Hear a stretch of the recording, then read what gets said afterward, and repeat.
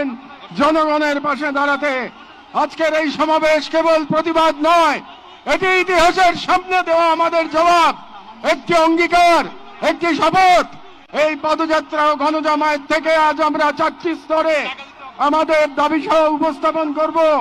আমাদের প্রথম দাবিগুলো জাতিসংঘ আন্তর্জাতিক সম্প্রদায়ের প্রতি, যেহেতু জাতিসংঘ আন্তর্জাতিক সম্প্রদায় সকল জাতির অধিকার রক্ষার, দখলদারিত্ব, গণহত্যা রোধের সংকল্প প্রকাশ করে, এবং আমরা দেখেছি গাজায় প্রতিদিন যে রক্তপাত, যে ধ্বংস চলছে, তা কোনো একক সরকারের ব্যর্থতা নয়, বরং এটি একটি আন্তর্জাতিক ব্যর্থতার ফল। এবং এই ব্যর্থতা শুধু নীরবতার মধ্যেই সীমাবদ্ধ নয়, বরং পশ্চিমা শক্তি বলয়ের অনেক রাষ্ট্র সরাসরি দখলদার ইসরায়েলকে অস্ত্র, অর্থ ও কূটনৈতিক সহায়তা দিয়ে এই গণহত্যাকে দীর্ঘস্থায়ী করেছে।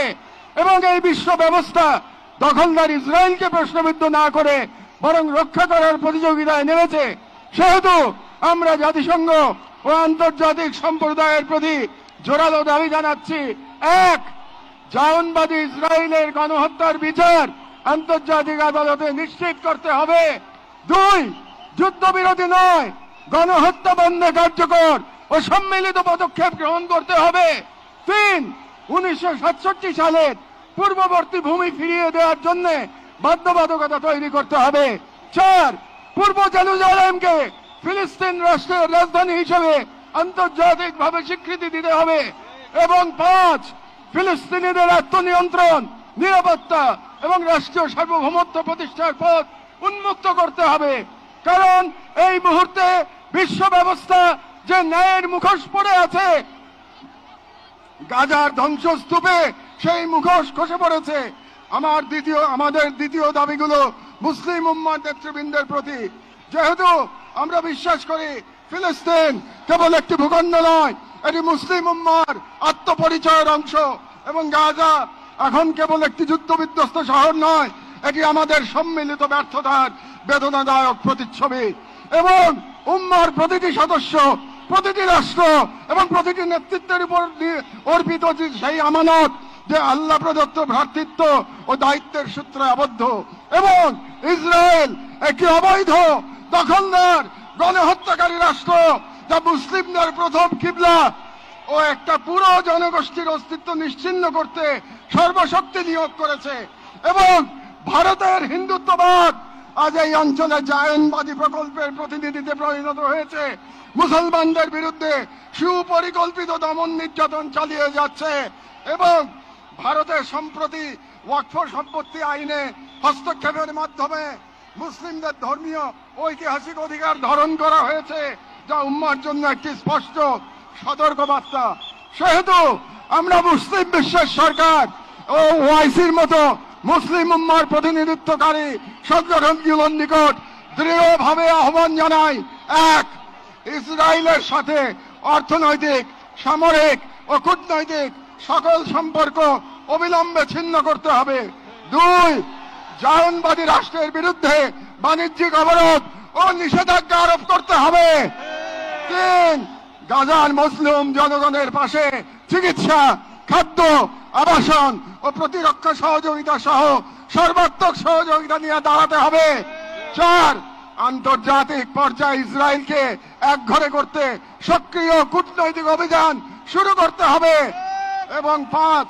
জায়নবাদের দোসর ভারতের হিন্দুত্ববাদী শাসনের অধীনে মুসলিমদের অধিকার হরণ, বিশেষ করে ওয়াকফ আইনে হস্তক্ষেপের মতো রাষ্ট্রীয় আগ্রাসনের বিরুদ্ধে ওআইসি ও মুসলিম রাষ্ট্রগুলোকে দৃঢ় প্রতিবাদ ও কার্যকর কূটনৈতিক অবস্থান নিতে হবে। কারণ গাজার রক্ত প্রবাহে আমরা লজ্জিত হওয়ার আগেই গাজার পাশে দাঁড়ানোই উম্মার জন্য সম্মানের একমাত্র পথ। এবং যে নেতৃত্ব আজ নীরব, কাল ইতিহাসের কাঠগড়ায় দাঁড়াতে বাধ্য হবে। আমাদের তৃতীয় দাবিগুলি বাংলাদেশ সরকারের প্রতি। যেহেতু বাংলাদেশ একটি মুসলিম সংখ্যাগরিষ্ঠ রাষ্ট্র, যার স্বাধীনতা সংগ্রামের ভিত্তিতেই নিহিত রয়েছে অন্যায় অবিচারের বিরুদ্ধে প্রতিরোধের চেতনা, এবং আমরা বিশ্বাস করি ফিলিস্তিনের প্রশ্নে বাংলাদেশ কেবল মানবতার নয়, ইমানের পক্ষেও এক ঐতিহাসিক অবস্থানে রয়েছে। এবং একটি গণতান্ত্রিক রাষ্ট্র হিসেবে সরকারের দায়িত্ব জনগণের ইমানি ও নৈতিক আকাঙ্ক্ষার প্রতি শ্রদ্ধা রাখা এবং বাংলাদেশের জনগণ গাজার পাশে থাকার অঙ্গীকার করেছে, তাই রাষ্ট্রীয় পর্যায়ে নীরবতা এই জন আকাঙ্ক্ষার প্রতি অবজ্ঞার সামিল। সেহেতু আমরা বাংলাদেশ সরকারের প্রতি দৃঢ়ভাবে আহ্বান জানাই, এক, বাংলাদেশি পাসপোর্টে অ্যাকসেপ্ট ইসরায়েল শর্ত পুনর্বহাল করতে হবে এবং ইসরায়েলকে রাষ্ট্র হিসেবে স্বীকৃতি না দেওয়ার অবস্থান আরো সুস্পষ্টভাবে প্রকাশ করতে হবে। দুই, সরকারের ইসরায়েলি কোন প্রতিষ্ঠানের সাথে যত চুক্তি হয়েছে তা বাতিল করতে হবে। তিন, রাষ্ট্রীয়ভাবে গাজায় ত্রাণ ও চিকিৎসা সহায়তা পাঠানোর কার্যকর ব্যবস্থা নিতে হবে। চার, জায়নবাদের দোসর ভারতের হিন্দুত্ববাদী সরকারের অধীনে মুসলিম ও অন্যান্য সংখ্যালঘুদের উপর চলমান নির্যাতনের বিরুদ্ধে রাষ্ট্রীয়ভাবে প্রতিবাদ জানাতে হবে। যেহেতু হিন্দুত্ববাদ আজ শুধু একটি স্থানীয় মতবাদ নয়, বরং আন্তর্জাতিক জায়নিস্ট ব্লকের অন্যতম দোসর। ছয়, পাঠ্য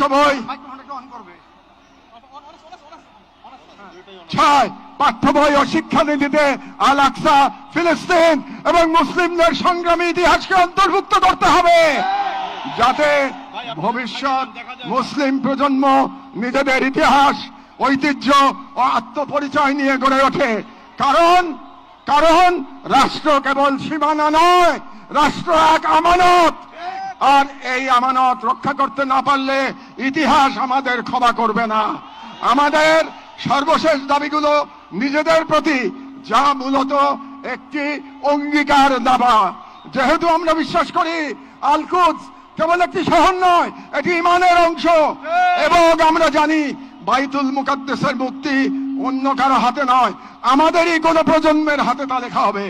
এবং আমরা বুঝি জায়নবাদের প্রতিষ্ঠা মূলত আমাদের নিজেদের আত্মবিস্মৃতির ফল, এবং আজ যদি আমরা প্রস্তুত না হই তাহলে আল্লাহ না করুন কাল আমাদের সন্তানেরা হয়তো এমন এক বাংলাদেশ পাবে যেখানে হিন্দুত্ববাদ ও জায়নবাদ একত্রে নতুন গাজা তৈরি করবে।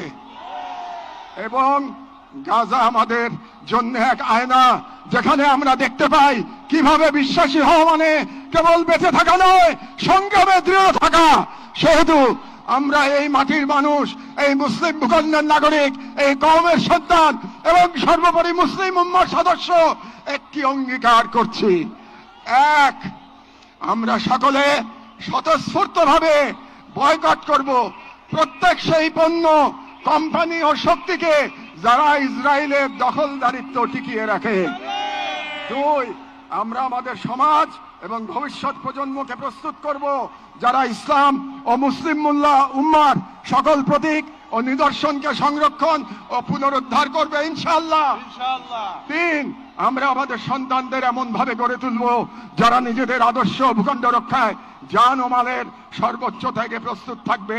চার, আমরা বিভাজিত হব না, কারণ আমরা জানি বিভক্ত জনগণকে দখল করতে দেরি হয় না। আমরা ঐক্যবদ্ধ থাকব যাতে এই বাংলাদেশ কখনো কোনো হিন্দুত্ববাদী প্রকল্পের পরবর্তী গাজায় পরিণত না হয়।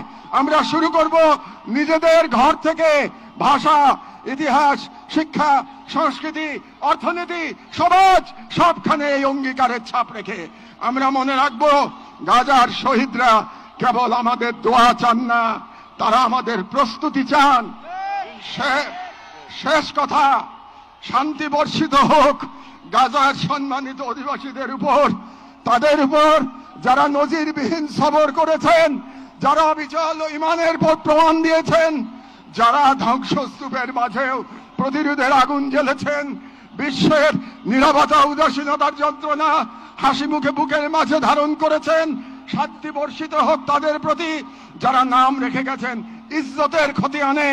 শান্তি বর্ষিত হোক হিন্দ রজব, রিম এবং ফাদি আবু সালেহ সহ সকল শহীদদের উপর, যাদের রক্ত দ্বারা গাজার পবিত্র ভূমি আরো পবিত্র হয়েছে, যাদের চোখে ছিল প্রতিরোধের অগ্নিশিখা। শান্তি বর্ষিত হোক বাইতুল মুকাদ্দাসের গর্বিত অধিবাসীদের উপর, যাদের হৃদয়ে এখনো ধ্বনিত হয় আল কুদস লানা, আল কুদস আমাদের। গাজার জনগণকে অভিনন্দন। আপনারা ঈমান, সবর আর কুরবানির মহাকাব্য রচনা করেছেন, দুনিয়াকে দেখেছেন ঈমান আর তাওয়াক্কুলের শক্তি। আমরা বাংলাদেশের মানুষ শাহজালাল আর শরীয়তুল্লাহর ভূমি থেকে দাঁড়িয়ে আপনাদের সালাম জানাই, আপনাদের শহীদদের প্রতি ভালোবাসা ও শুভেচ্ছা জানাই।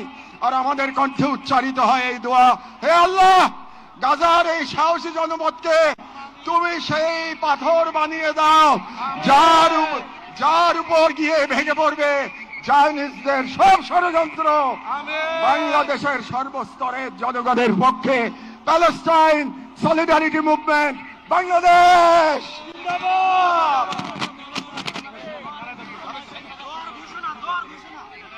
ফিলিস্তিন, ফিলিস্তিন, ফিলিস্তিন, ফিলিস্তিন, ফ্রি, ফ্রি, ফ্রি, ফ্রি।